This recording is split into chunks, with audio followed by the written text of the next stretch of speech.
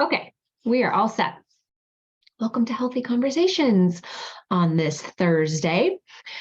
This question came in actually from one of my clients, and I thought it was really interesting to address. I actually did a little reel about it yesterday on Instagram, and a lot of you had questions and thoughts on it. So I thought I'd go a little bit deeper into Healthy Conversations today rather than a 90-second reel on Instagram. So when I was talking with my client yesterday and she was really struggling, it's a relatively new client. She's kind of telling me her history and background. And she comes from, well, she originally came from a dieting space, and then she moved into this sort of intuitive eating space where she was trying to eat intuitively because, intuitive eating, the people who really, really are proponents of intuitive eating spend a lot of time talking about how the answer to your frustration with a lack of weight loss is to stop dieting, right? And to start eating intuitively, and then this sort of beautiful world will open up to you. And for her, and actually I will say many, many, many people that get to me, not all, but a lot of people who somehow make their way to my work tell me some version of the story of I tried to do intuitive eating. I tried to do this body positive and intuitive eating thing, and I actually feel worse than I did before I started. When I was just dieting, I had this set of problems, and then I moved over into a deep dive into the world of intuitive eating and health at every size and body positive. And now I feel worse than I did when I was just dieting. Please help, right? And I had a couple people on Instagram write me and say, oh my gosh, that's totally me. And a couple people say, I feel like such a failure because I failed at intuitive eating too. It's just another failure. So, oh man, I have so much that I could go into and talk about on that topic. But today I'm going to focus on, and this is my opinion. If you know me, if you follow me for any length of time, I ask you to take what works for you and leave the rest. I am not preaching dogma. I am not telling you that this is the only way to be. I often tell you anecdotally what I've learned after doing this for 20 years and how I view things, okay? So please, you do not have to accept this as your truth, but I'm going to lay out an opportunity to look at this from a different lens, and you can see how it fits for you and you can try it on. I have spent almost 20 years now looking at the mechanisms, both from a psychology standpoint and a physiology standpoint, a nervous system standpoint, neurobiology, neuroscience, biology, all of the things, all of the ologies, as to what is contributing to someone's weight, whether that be more weight, less weight, just weight in general. How do the ologies connect to our weight in general as humans? I did spend quite a bit of time in my early career in traditional, what we call eating disorders, right? The anorexia nervosa and bulimia nervosa. Those are sort of traditional eating disorders, right? And then moved over into challenges with food that have to do with being in a larger body shape and size, okay? And all of that time I was researching and looking at what are the mechanisms involved in why we gain weight or lose weight, or how we gain weight or lose weight, all of the ologies, right? The psychology, the mental emotional aspect, but also the physiology that has to do with the nervous system, that has to do with neuroscience, that has to do with biology of behavior and why we do behaviors and don't do behaviors, right? And some of the things that are going on in the physiology that would either promote or prevent weight gain, right? And in all of that research, there are a number of mechanisms, and I will not scientifically go through each one today, but I just want to give you a broad scope. There are a number of mechanisms in the biology, in the physiology, that are a driver of your behaviors around food, a number of mechanisms. Just to name a few, there is what is sometimes commonly known as optimal foraging theory, which means that our biology is set up for us to seek out the mechanism that's running in the body, the cues and the signaling to the brain are responding to optimal foraging theory, which causes us to seek out food, a certain amount of food and a certain type of food, for the purpose of survival. It was an evolutionary adaptation that when we needed it because food was scarce or we were going to freeze to death was very, very useful to us. We still have that adaptation. There is a mechanism in the body that responds differently to certain types of food, specifically ultra-processed food, that disrupt our serotonin, our dopamine pathways, and our signaling, our hunger and satiety signaling, and disrupt those pathways that cue us to eat more and move less, or that cue us to eat more of the food that we are eating in the background. Unconsciously, we call this, right? There's also a mechanism that is involved with trying to keep your body at homeostasis. So if it feels like you're restricting too many calories, it can turn up certain mechanisms and turn down certain mechanisms in order to conserve energy. All happens in the background. There are certain mechanisms that respond to stress. And when your body is getting the signal of stress or danger, that then it responds to food differently and turns up your hunger hormones for food, or the cue for the food, or the receptivity of that food, and turns down your satiety cues. These are just 6 mechanisms off the top of my head, okay? But all of these mechanisms are involved in how you choose food, why you choose food, how much food you're choosing, what types of food you're choosing. And those are all a biology-based mechanism that are all in service of your survival. And your biology currently, all of our biology currently, are designed to interpret food, excess food, an abundance of calories as survival. That is the way that our neurology is currently wired because of the relative short period of time that we have had access to food right now. Right now, our access to food and the amount of food we have and the choices that we have compared to how long we've been in existence is a very, very, very short period of time. So we are not biologically adapted from an evolutionary perspective. We are not biologically adapted to recognize that we are in food abundance. Many of us, not all of us, right? But many of us are in food abundance, and we don't need the physiological mechanisms that tell us to eat food, an amount of food, certain types of food, okay? Now, with that background in mind, this idea, this concept of intuitive eating purports that if we just get more in touch with ourselves, if we just get more in touch with our signals and cues, that we will intuitively know how much to eat and when to stop eating.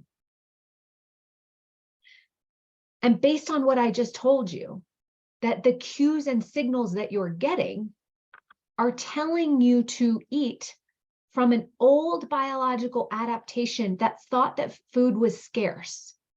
It's not scarce. Most people, with the exception, right, of food deserts and people in, third world countries that don't have access to food, all those things, let's pretend like we know that.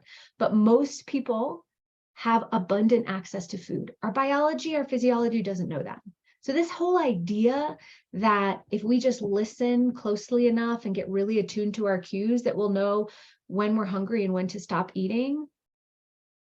If I'm really honest with you, and again, remember, this is an opinion. This is anecdotal based on 20 years of experience, but also I don't have the research to support it because I don't know that there is a way there probably is, somebody much smarter than me could figure out how to conduct a research study that would look at the physiology of your intuitive cues versus your safety cues and see if they are, producing a different result. But since we don't have that study, what I'm saying is, if you learn your hunger and fullness cues, which is great to do, if you start to recognize and get more in touch with your body, which is great to do, my argument is it doesn't necessarily mean your body is going to give you appropriate information about what to eat and how much to eat. because of our modern food environment, our access to food, the choices to food, the ultra processed food, that signal that's telling you, okay, I'm really zenned out and I'm connected and I'm just going to see what my body wants to eat. And then your body says, yeah, absolutely. Some potato chips with that, with that burger and a Hershey Kiss for dessert. That is not intuitive. That's not an intuitive hit from your body. That is quite literally your body saying, where's the most calorically dense food? Where can I get it quickly? What type of food can I get that will give me the most bang for my buck energetically? How many calories can I pack into my body? Because guess what? When there's food around me, I want to eat it because, if there's a famine or freezing temperature, I'm going to survive if I have more fat on my body. That's what your physiology is telling you. Not that you intuitively want some potato chips, So this whole concept of, can I eat intuitively? For me, I do a big, not sure I actually believe in that. Now, what I do believe in, don't get me wrong, here's where the good news is. You might go, okay, well then what am I supposed to do? I do believe in intentional eating with a knowledge of some of the things that I just said, with a knowledge of the physiology and the brain pathways and the mechanisms in the body that are going to drive you to eat certain types of food and certain amounts of food and all that kind of stuff. With that knowledge, we can then look at our food environment and our food choices and say, okay, I know that if I sit in front of a bowl of macaroni and cheese at any time and you say, do you want that?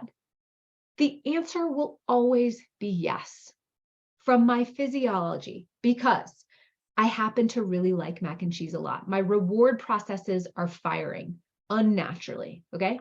My reward neural circuitry is firing. Always going to be yes. It's pretty calorically dense. So the optimal foraging theory is always going to be firing. Always going to be yes. My innate preferences for macaroni and cheese have been fired and wired into my mechanism. So even the thought of it makes my dopamine pathway signal, which is my motivating neural pathway, and it will motivate me to eat it. The answer will always be yes if you say, do you want some mac and cheese? So it's not an intuitive response that I am saying yes to the macaroni and cheese. That's not intuitive. It's a physiological, biological, mechanistic response to our modern food environment. But instead, I can say, well, first of all, I would recommend asking a better question. Not, do I want mac and cheese? I ask, is it worth it to me? Is it worth it to me? And sometimes the answer is yes, and sometimes the answer is no, and sometimes the answer is yes, but only this much. And sometimes the answer is yes, but as much as I want. But what I'm taking into account is the knowledge of the physiological mechanisms that are at play, and the knowledge that I know that if I continually eat mac and cheese for every meal, for the next 30 days, it brings me to a place where I don't feel so good physically, mentally, and emotionally. So when I say no, it's not worth it to me, I am fully aware of the physiological mechanisms at play, and I'm intentionally deciding to forego that macaroni and cheese on purpose because it doesn't serve me or my goals and my needs. And that is what I promote. That's what I am a proponent of. Now, again, I'm not trying to convince you or tell you that that's the way. If intuitive eating is working for you and you feel happy and at peace and in your happiest, healthiest body and weight and it's working, amazing.